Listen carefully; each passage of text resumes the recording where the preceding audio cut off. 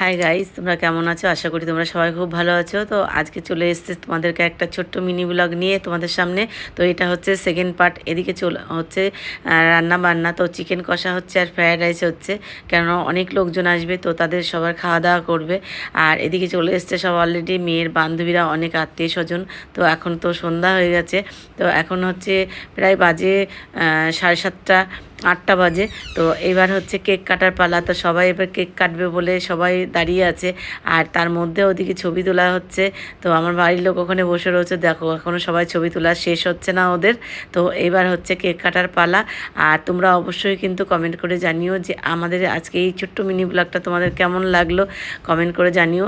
আর ভালো লাগলে কিন্তু অবশ্যই একটা লাইক করো। আর তোমরা সবাই আশীর্বাদ করো যাতে আমার ছেলে খুব খুব খুব জীবনে ভালো থাকতে পারে আর খুব ভালো থাকে জীবনে, এইভাবে যেন সারা জীবন হাসি খুশি রাখতে পারে। তো তোমরা সবাই আশীর্বাদ করো।